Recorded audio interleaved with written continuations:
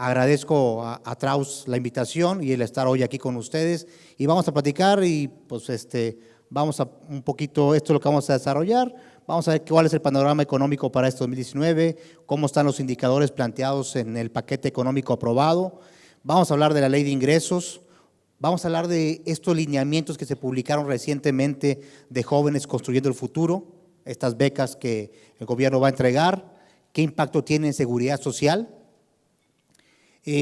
Vamos a dar de hay un decreto que se publique, bueno, que tiene de 2008 a la fecha, que parece medio escondido ahí, que no lo utilizamos, un decreto que la verdad es de utilidad para aquellos productores del campo que tienen trabajadores eventuales del campo. Entonces, ahí hay unos beneficios en materia de seguridad social que también los voy a tocar y bueno, pues la novedad y todas lo que ha generado este famoso decreto de estímulos fiscales para la frontera, ¿va? Entonces, sobre eso vamos a basar, vamos a hacer creo que un break en algún momento, ya me indican ustedes en qué momento hacemos el break y continuamos con los demás temas. Así que vamos a empezar platicando, ¿va? Déjenme dar algunos datos. ¿Qué esperamos económicamente para este 2019? Previo a eso, hay factores, ¿qué factores inciden en la recaudación de un país? Yo les diría 5 factores. El primer factor, sin lugar a dudas, y ahorita vamos a entrar a la actividad económica. Si la actividad económica va bien, si la economía va bien, pues la recaudación va a ir bien, ¿no? También incide en la recaudación de un país nuevas contribuciones. Si recordamos en materia federal, las últimas nuevas contribuciones, ¿se acuerdan del famoso YETU? Del IDE en su momento, pero ya no ha habido nuevas contribuciones como tal y para este paquete económico, para este 2019, tampoco hay nuevas contribuciones, ¿no? Tasas más altas, otro tercer factor que incide en la recaudación de cualquier país, pues sí, pero tampoco para este 2019 no hay un incremento en las tasas. Por el contrario, ahorita vamos a hablar de estímulos, pero no hay un incremento en tasas en impuestos, ¿no? Hay un cuarto factor que dice que si somos transparentes en el uso de los recursos, eso incide en la recaudación de un país. Quinto factor, eficiencia tributaria. La parte del SAT, Infonavit, IMSS, los propios gobiernos estatales, ¿no? ¿Qué entendemos por eficiencia tributaria? Yo les diría, pues, que la autoridad haga fácil el cumplimiento y sea oportuno en la detección del omiso. ¿Para qué? Para que incida en el cumplimiento de los contribuyentes. En términos generales, yo así lo definiría, la parte de eficiencia tributaria. Pues, vamos a ver, y por qué platiqué esos factores. ¿Cómo pinta la economía para este año? El paquete económico se elaboró pensando que la economía va a crecer entre 1.5 y 2.5. Así fue elaborado el paquete económico, ley de ingresos, presupuesto de egresos, ¿no? Hay algunos factores donde el Banco de México dice 1.9, 2%, 2.1%. Hoy el INEGI publica, hoy salió publicado también por parte del INEGI cuál fue el crecimiento en el último trimestre del 2018 y fue de 1.9. Y les podría decir, generalmente es en febrero, pero que la economía en el 2018 creció un 2%. Ya con este dato que publica hoy el INEGI, la economía creció en 2%. Es uno de los factores que inciden precisamente en la recaudación de cualquier país. Sin embargo, hay que reconocer que ya salieron Citi, por ejemplo, ya salió Bank of America a decir, aguas, voy a ajustar el crecimiento económico a la baja. Dijeron 1%, 1.8. Entonces, Algo importante, déjenme pasar al cuadrito aquí abajo. ¿Cuánto se espera recaudar? Casi 6 billones de pesos, casi, 5.8, ¿va? Ese no trae mucho margen de maniobra, o sea, tiene que recaudar porque ya está en el tema del presupuesto de egresos todo comprometido. ¿Cuánto de impuestos? 3.3 billones, 3.3 billones de impuestos. ¿Cuánto de seguridad social? 343,000 millones de pesos. A ver, acabo de decir, si la economía va bien, la recaudación va bien. Si la economía empieza a bajar, pues entonces, ¿de dónde va a sacar la administración tributaria en general el ingreso?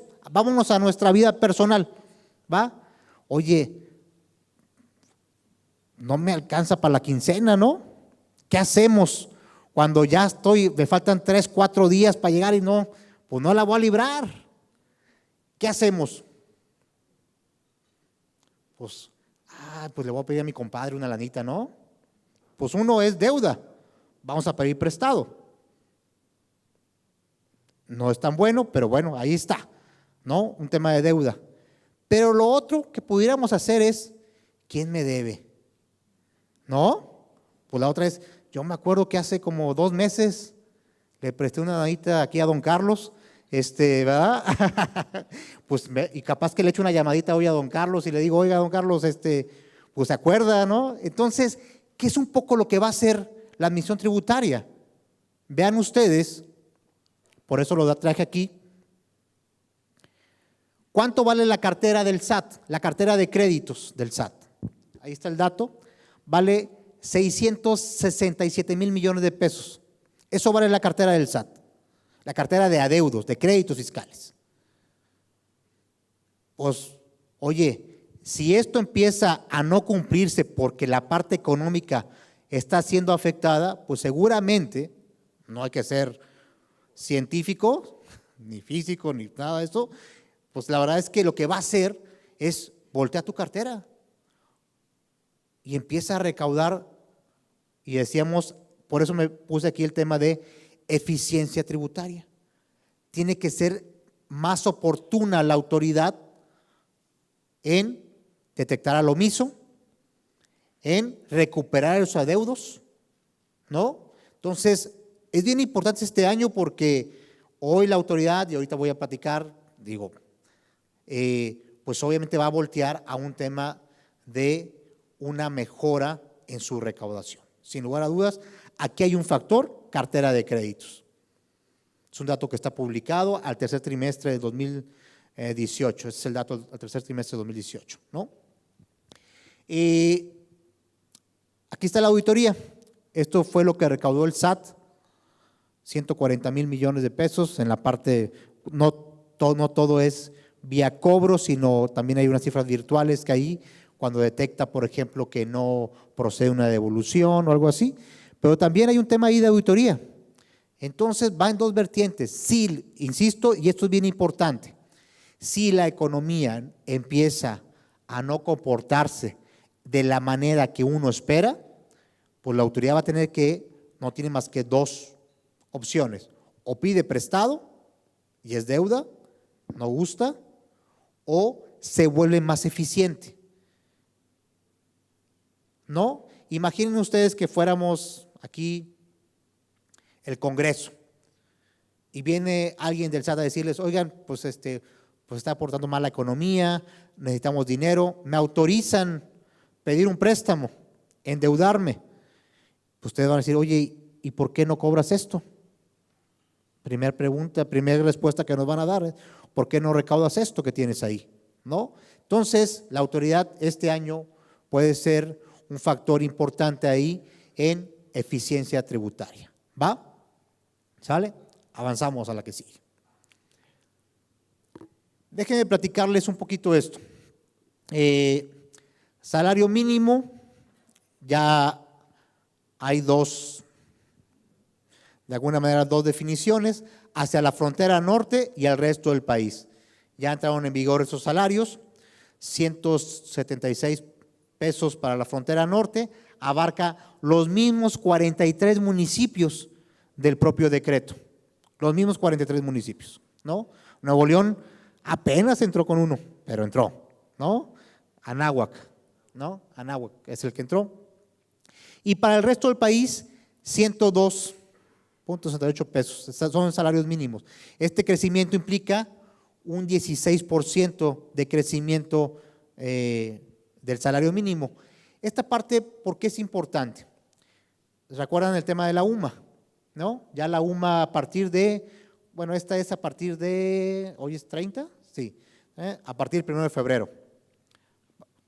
Recuerden que cada año convivimos con dos valores de UMA, la de enero y la de febrero a diciembre, ¿no? Hasta hoy todavía es 80.60 y a partir del 1 de febrero va a ser 84.49, ya es el valor nuevo de la UMA. ¿Recuerdan por qué se crea esta famosa UMA? Fue un tema de separar, desindexar todos los temas de salarios mínimos, de multas que estaban referenciadas al tema de salarios mínimos. Entonces, ¿qué implica ello? ¿Qué sucede si yo a un trabajador hoy le pagaría a lo mejor, oye, pues, déjenme exagerar a lo mejor, pero le pagaba, oye, pues hoy te pago 90 pesos diarios. ¿Cómo pagaría mis cuotas?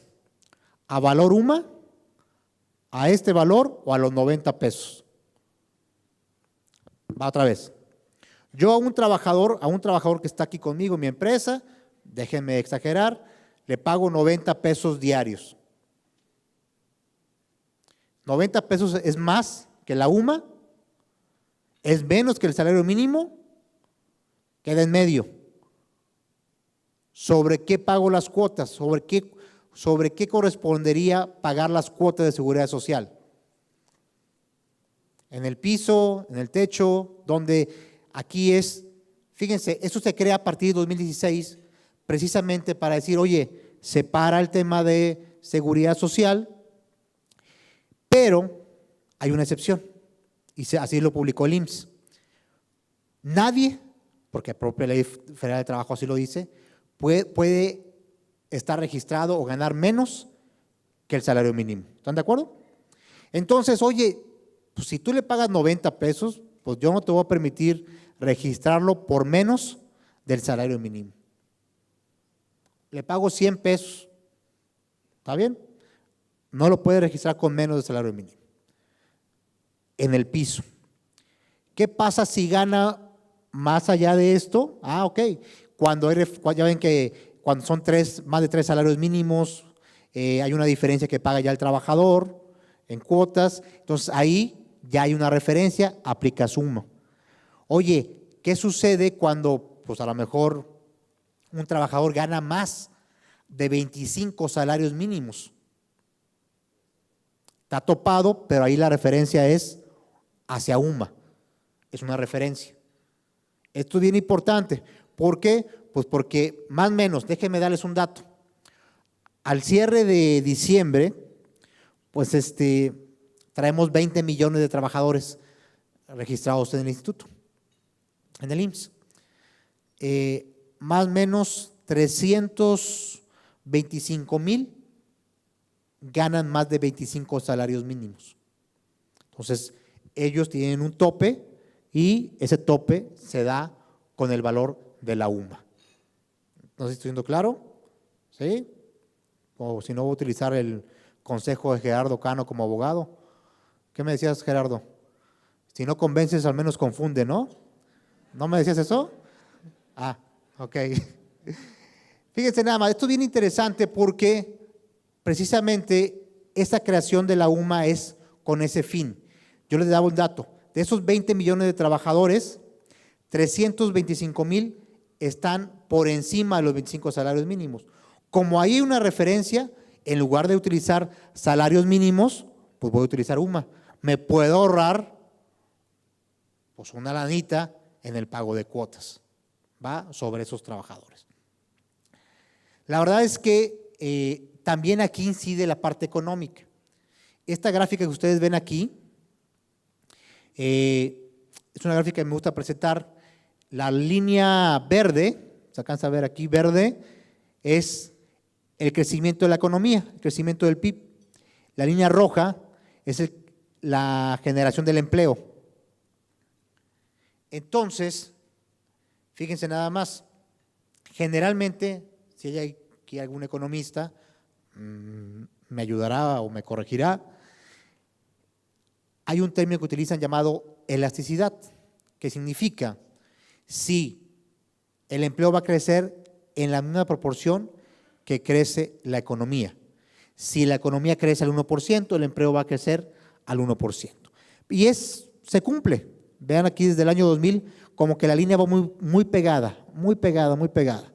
Pero a partir de 2013, a pesar de que la economía, insisto en el dato, crecía al 2%, el empleo se seguía generando. Sin lugar a dudas, es el apoyo del empresario, que se reconoce como patrón y da seguridad social a sus trabajadores, ¿no? Hay que reconocer un dato, y lo digo porque es público. Diciembre generalmente hay una caída en el empleo, siempre. Cada año hay una caída en el empleo, siempre. Pero este diciembre particularmente la caída fue más pronunciada. Más o menos se dieron de baja 380,000 trabajadores. 380,000 trabajadores, más o menos, ¿no? Entonces, fue una caída más pronunciada de la que se esperaba. Entonces, pues, insisto en el comentario primero, en el tema, si la economía no viene bien, pues entonces empieza a afectar temas hoy también de empleo. Sin embargo, ahorita todavía se ve que la brecha entre la economía y el empleo no hay pues no se ve todavía una caída tan pronunciada. Sin embargo, es cierto, ya empieza, diciembre fue un mes en el que se perdieron empleos más de lo que se estimaba. ¿Va? ¿Sale? Avanzamos pues. A ver, interesante el tema de ley de ingresos. Ley de ingresos, pues no tiene nuevas contribuciones, lo decíamos hace un momento, no hay nuevos impuestos. Alguien diría, oye, pues no hubo nada realmente en la reforma fiscal para 2019. Pues trae secretitos de alguna manera, ¿no? Secretitos ahí medios que si no los lee uno, y ahorita vamos a entrar con mayor detalle al tema del decreto de fronterizo que trae muchos asegúnes ahí, ¿no? Este es uno de ellos que ha hecho mucho ruido, ¿no? El famoso tema de la compensación universal, ¿no? Si recordamos un poco, en el 2004 se modifica el Código Fiscal de la Federación. ¿Para qué? Para permitir que aquel contribuyente que tenga un saldo a favor, pues lo pueda compensar, déjenme ponerlo así, contra cualquier adeudo, posible adeudo, ¿no? Requisitos obviamente y todo esto, pero pues no importaba que no, oye, iba contra ICR, iba contra en su momento, pues lo que fuera, ¿no? Y entonces, pues estaba padre. Fluyó. Pero ¿qué pasó? De repente, el SAT se da cuenta, vean el dato, que ahora es más fuerte la compensación. Esto es al tercer trimestre de 2018. Déjenme ponerlo así, hemos compensado 457,000 millones de pesos y el SAT ha devuelto 318,000 millones de pesos. Le empezó a poner foco. Oye, ya no me están presentando, porque ya ven que la devolución es muy sencilla de ser autorizada, ¿no? Rapidísimo, ¿no? No es tan rápido, ahorita vamos a platicar, ¿no? ¿Qué pasó? Pues obviamente, oye, como pues sí será un poquito complicado el tema de la devolución, ¿sabes qué? Ya no pide la devolución, empecemos a compensar. ¿Y qué creen? Pues crecieron más las compensaciones que las propias devoluciones. Entonces empezaron, pues hay que ser muy realistas también. A veces se pagan justos por pecadores, como se dice. ¿Qué empezó? Oye, pues ahí te va la factura, ¿no? Pues acredito el IVA. Oye, ¿ya se pagó aquel? Pues quién sabe, yo ya lo acredité. Y esto generaba saldos a favor. Y entonces yo le iba al SAT y le decía, venga mi saldo a favor, oye, pero tu proveedor no ha pagado el IVA. Ah, pues fiscalízalo a él. ¿A mí qué? ¿No? Y entonces empezó, no, pues, ¿sabes qué? No. Entonces pedía la devolución, no, pues no me la daban porque me decían, es que tu proveedor está no localizado, ¿no? Y, pues, ¿qué sucedía? Pues, ¿sabes qué? ¿Es muy complicado eso? Pues voy a compensar. Y entonces agarraba las retenciones de ICR, pues compensando contra el IVA, ¿no? ¿Están de acuerdo? Pues la verdad es que eso fue, pues obviamente, pues haciendo crecer el tema de las compensaciones, y hoy en la ley de ingresos limitan o eliminan, al menos por este año, el tema de la compensación universal. ¿Tienes un saldo a favor? En este caso, déjeme decir, de IVA, puedes acreditarlo mes a mes. O puedes pedir la devolución por el saldo total. ¿Qué quiero decir con esto? Nada de que, pues ya acredité un pedacito, regrésame la diferencia. No, a ver, o uno u otro. No puedo mezclarle. Y nada de que el IVA contra otro impuesto, no, mismo impuesto. Ayer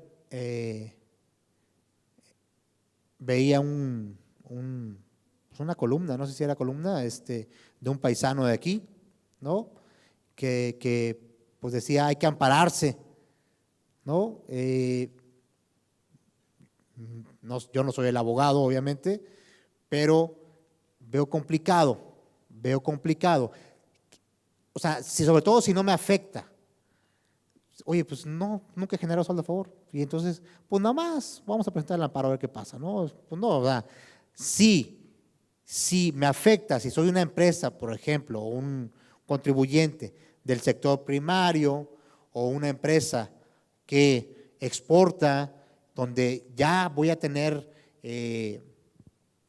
pues una afectación en mi liquidez mes a mes, pues yo creo que sí vale la pena explorar.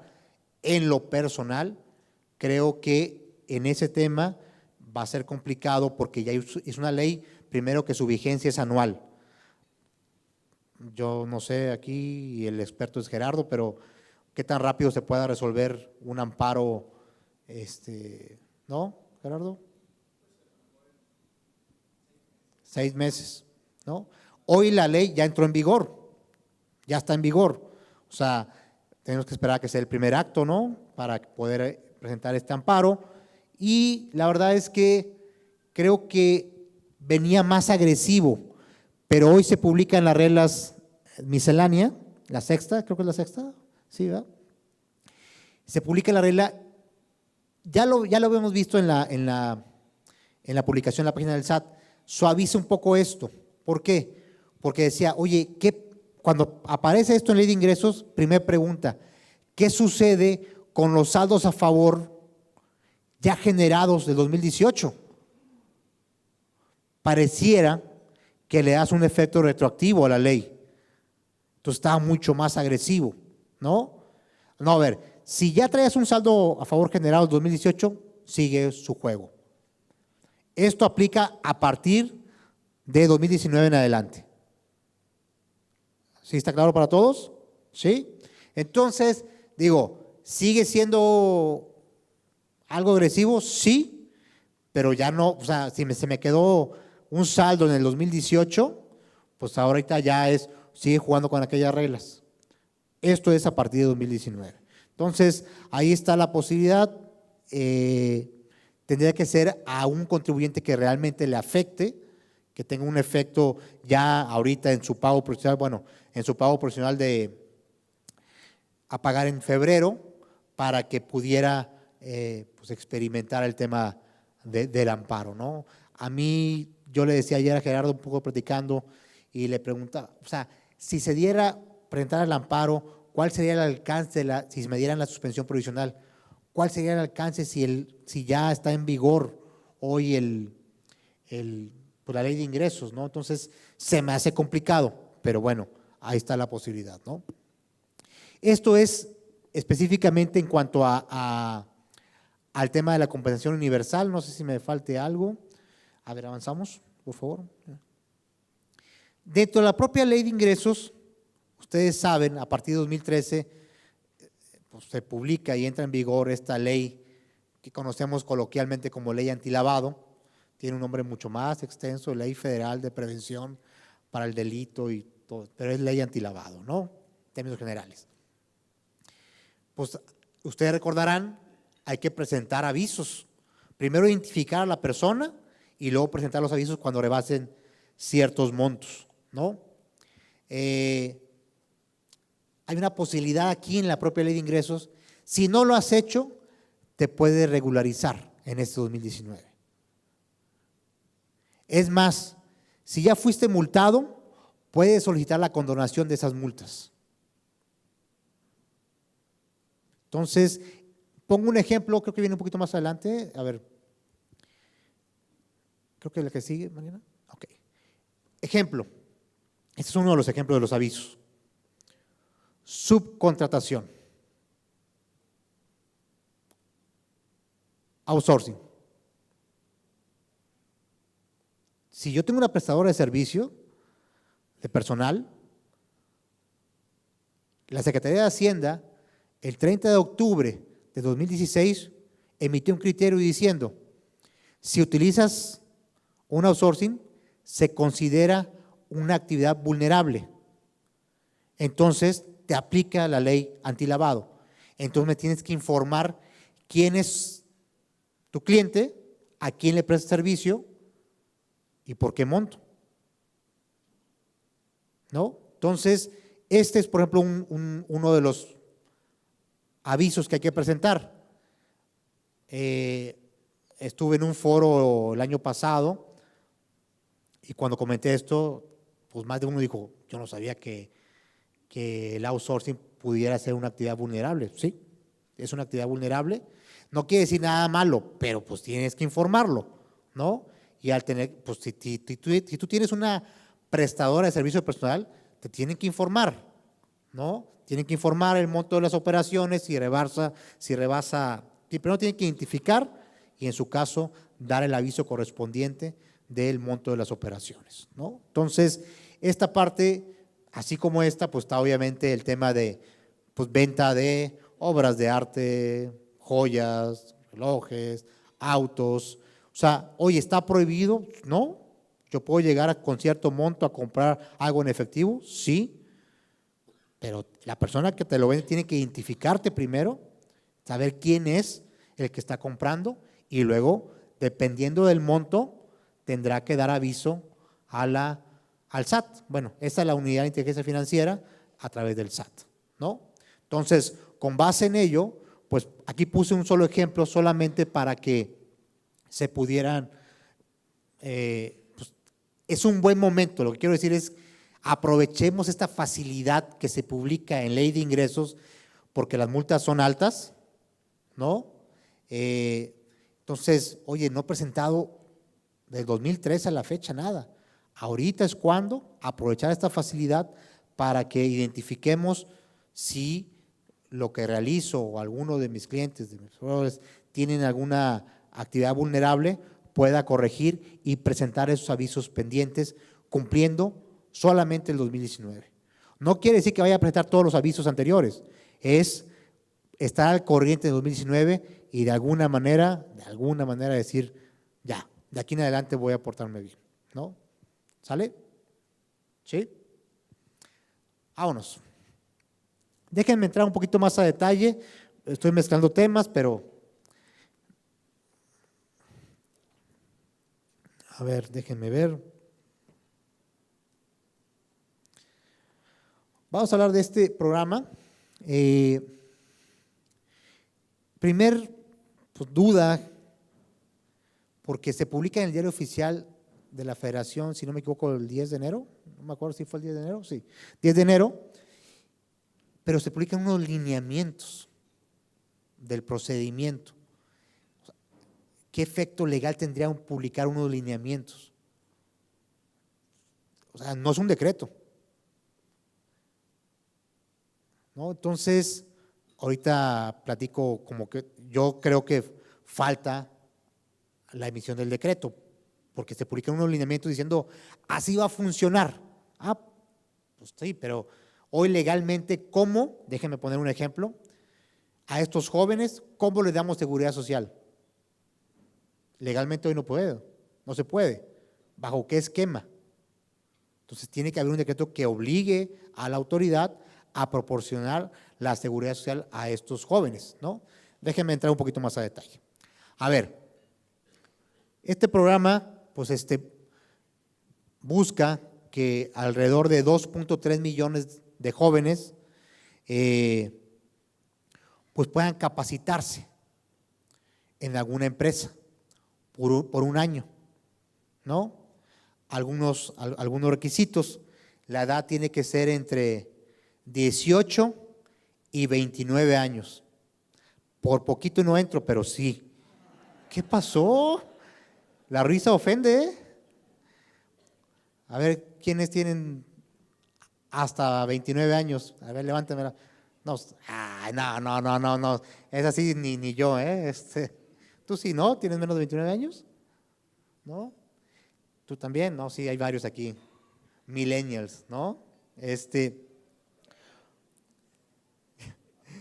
¿Va? ¿En qué consiste? Pues precisamente en que estos muchachos, estos jóvenes, puedan capacitarse en alguna empresa, en algún oficio, precisamente, y el gobierno federal va a dar un apoyo mensual de 3,600 pesos hasta por 12 meses. A través de este lineamiento, dice, no existe relación laboral. Vuelvo al tema legal. Un lineamiento publicado en Diario Oficial dice, oye, va a estar ahí, va a estar contigo, va a tener un horario, pero no existe relación laboral. ¿Mandé? Se te accidenta, ahorita vamos a entrar. Por eso es que creo que le falta el complemento de ir acompañado de un decreto, que ahora sí, pero dice, no existe relación laboral. Eso sí, también, a estos becarios no me los mandes al outsourcing, ¿no? O sea, no, a ver, que estén en tu empresa aprendiendo déjame decirlo así, el core del negocio, ¿no? A lo que te dedicas. No, sí, pues sí, yo te lo acepto aquí en mi empresa y déjenme, no sé, pues a lo mejor, déjame agarrar el ejemplo, Mario, de Traus. Oye, pues somos una firma contable y a lo mejor, pues que vaya a una prestadora. No. Tiene que estar en la empresa, aprendiendo el oficio de la empresa. No lo puedes mandar con un contratista, déjenme decirlo así, ¿no? Entonces, dice en estos lineamientos que se otorgará seguro médico por el IMSS, prestaciones en especie del seguro de enfermedades, maternidad y seguro de riesgo de trabajo. Eso dice, pero hoy, si yo como patrón fuera a decir, oye, ya tengo 3 jóvenes construyendo el futuro en mi empresa, quiero darle seguridad social, ¿bajo qué régimen? ¿Obligatorio? ¿Incorporación voluntaria? ¿El régimen solamente de salud para la familia? ¿Cómo? No sé si me estoy explicando, o sea, no está claro cuál sería el mecanismo de entrada al esquema de seguridad social. Entonces, es bien importante, por esto pongo ahí como que pendiente, pues tiene que haber necesariamente un decreto del Ejecutivo donde instruya, ahora sí, a estos jóvenes van a entrar bajo este esquema, a lo mejor déjenme, a lo mejor dicen, al régimen obligatorio. Pues sí, entonces, ¿cómo entras al régimen obligatorio sin existir una relación laboral? ¿No? Entonces va a estar interesante esos temas. Pero efectivamente, entonces, derivado de ese decreto, lo que esperaríamos es que pues, se emite un acuerdo por parte del Consejo Técnico del IMSS para emitir estas reglas de incorporación. Hoy, la verdad, más o menos, ustedes saben, no sé si ustedes sepan, hoy los estudiantes, si yo soy un estudiante y estudio la preparatoria o la universidad en una institución pública, tengo acceso a seguridad social. por decreto. ¿Sí? Si yo estudio en la universidad, por ejemplo, aquí en la UNI, en la Universidad Autónoma de Nuevo León, y me pasa algo en la universidad, tengo seguridad social, ya. Es más, me dan mi NSS. ¿Alguien aquí es estudiante ahorita de una universidad pública? ¿Tú?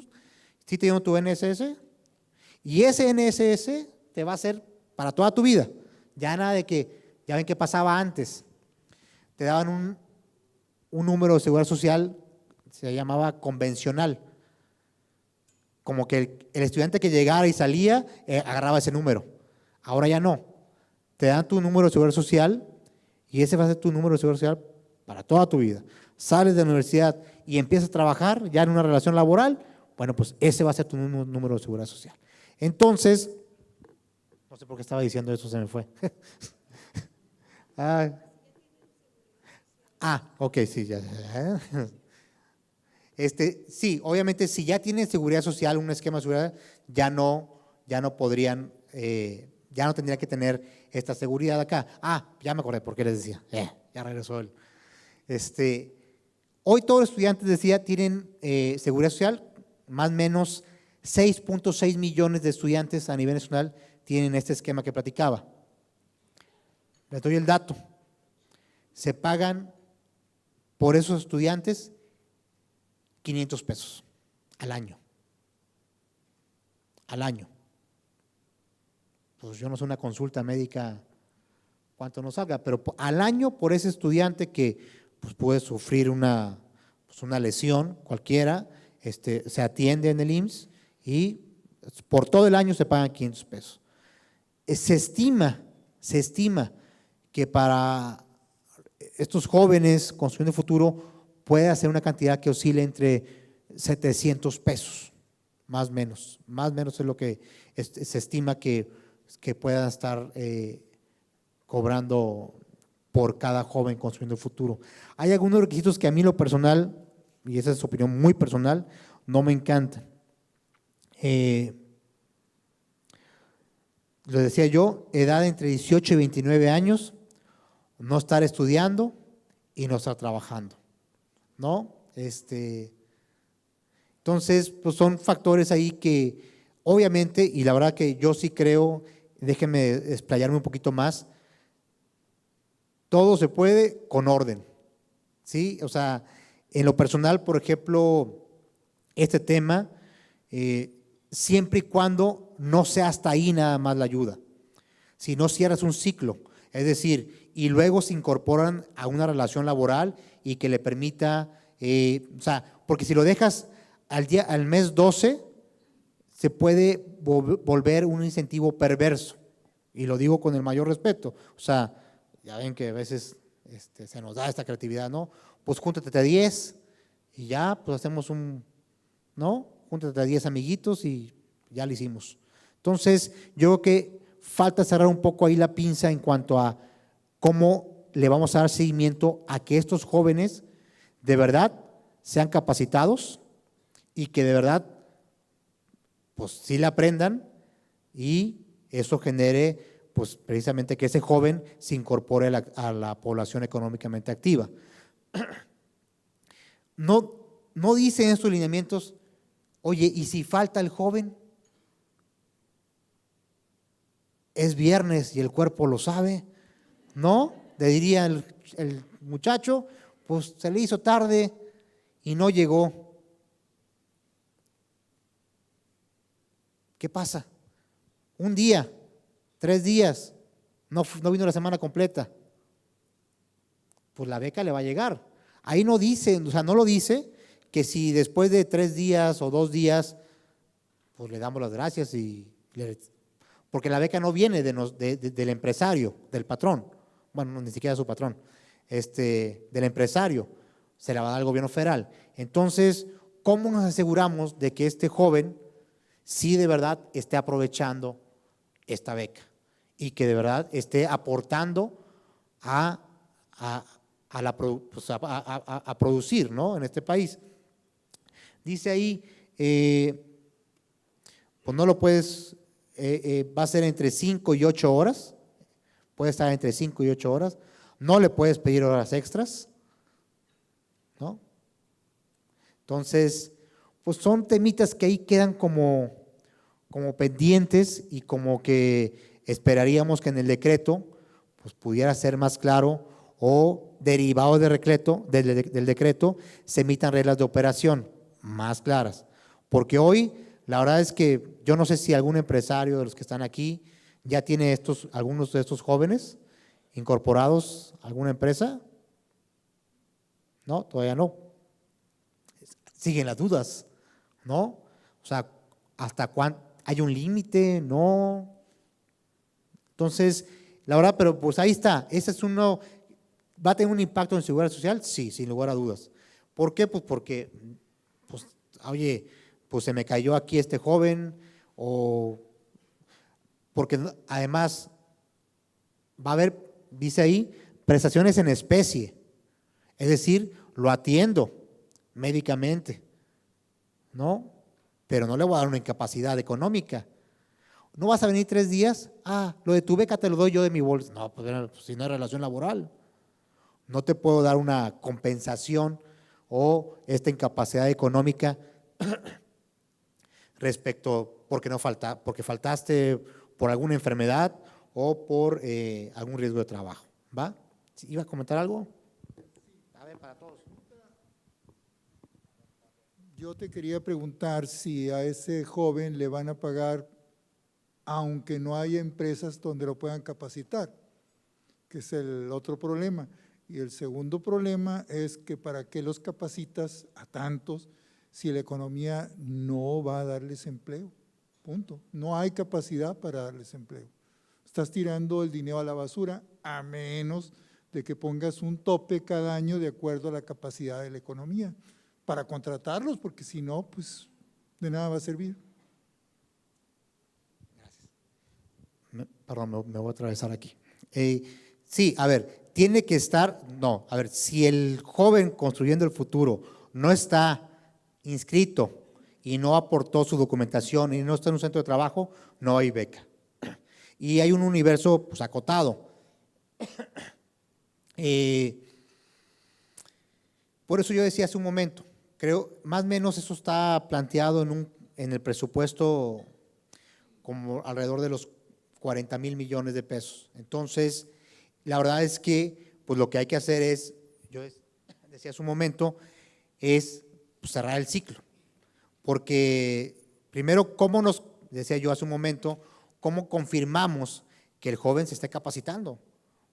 Porque pues va a ser muy cómodo que lo haga o no lo haga. Si estoy inscrito con un patrón, bueno, con un empresario, perdón, me pueda llegar ese dinero a la bolsa. Y si hoy pues no recibo y hoy me puedo recibir los 3,600 pesos, pues adelante, ¿no? Yo que vale la pena y esperaría que yo en el decreto y en las reglas de operación posteriores al decreto, pues sí nos den más información respecto de esto. Sin lugar a dudas, por eso yo hablaba de un tema integral. Si no mejoramos el factor económico, pues a lo mejor yo cumplí con el año, lo capacité, pero no puede seguir conmigo porque no tengo la capacidad como empresario, como empresa, de contratar a este joven, pues porque mi plantilla está cubierta, porque pues no es el momento de meter más empleados. Es una definición de cada empresario en ese sentido, ¿no? ¿Va? Déjenme ver qué me falta de esto. Creo que en términos generales esto es, ¿no? Creo que sí. ¿Va? Sale. A ver, avanzamos el que sigue. No quiero aburrirlos, entonces vamos un poquito más rápido. Este es un decreto que se publica la primera vez en el 2008.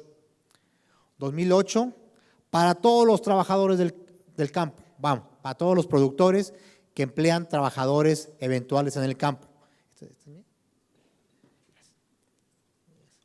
Sí, entonces, fíjense que, pues no sé si, pero la verdad es que no ha funcionado. ¿Qué consiste? ¿Qué consiste? Muy rápido. Oye, pues tengo esta parcela, hectárea, no sé cómo decirle, y donde voy a, pues a sembrar algo, ¿no? pues voy a contratar trabajadores para que durante un lapso de un mes, 2 meses, estén aquí trabajando.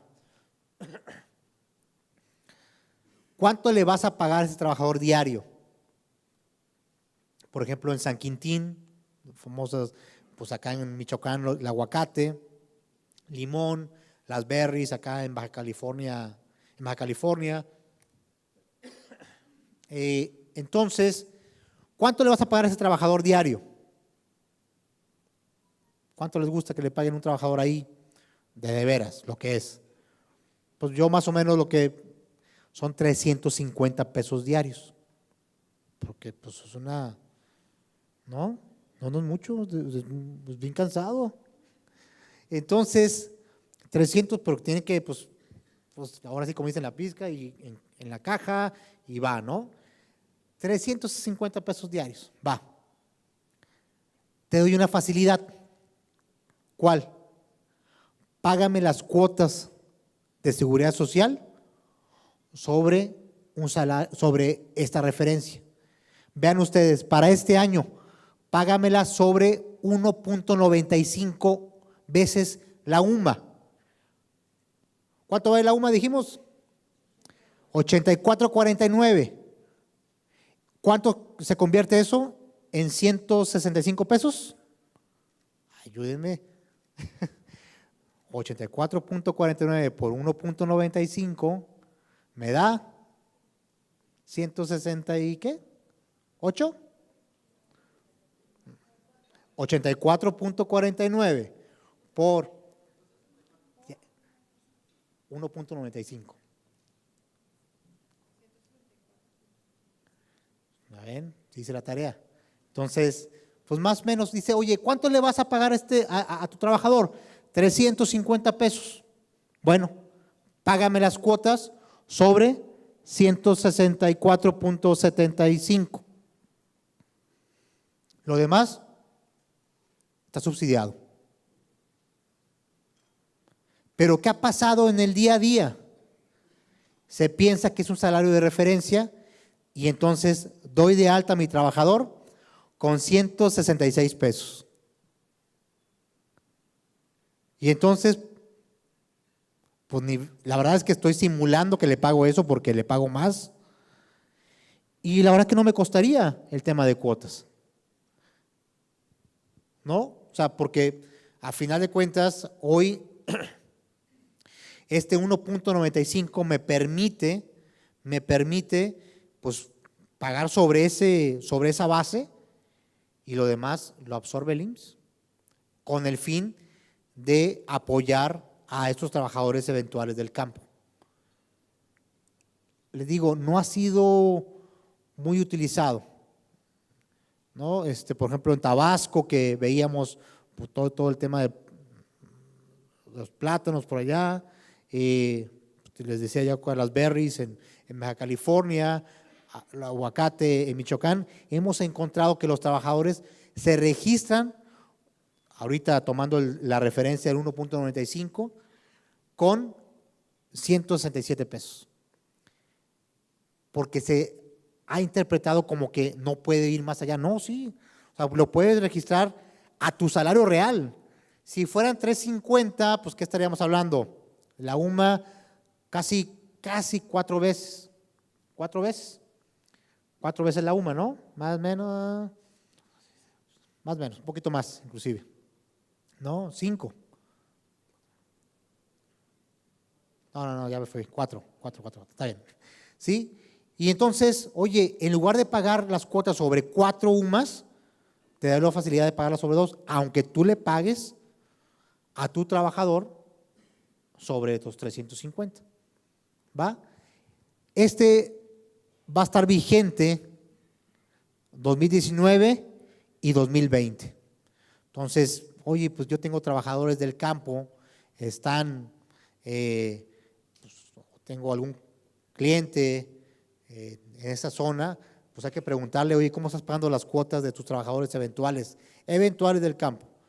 No puedo, pues voy a meter a los de la oficina, ahí, no, o sea, solamente, y recuerden aquí la eventualidad se da conforme a la ley de Seguro Social, en un tema de no estar 27 semanas continuas, ¿no? Entonces, esa es la parte importante, ¿va? Generalmente un trabajador del campo, pues difícilmente está las 52 semanas, porque pues no las cosechas no son, o la siembra, mejor dicho, no es todo el año, ¿no? Entonces, este es uno de los decretos que ahí está.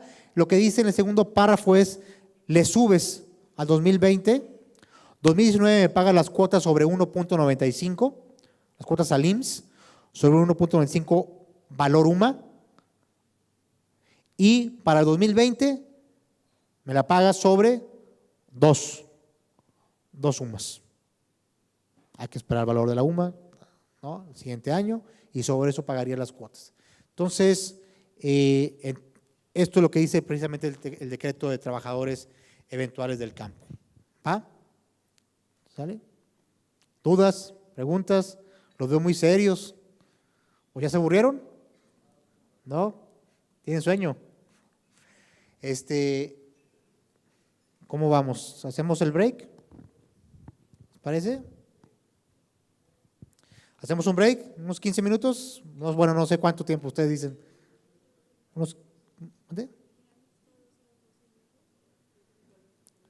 Ok, va. ¿Les parece que hacemos un break? Y ahorita regresamos. Muchas gracias.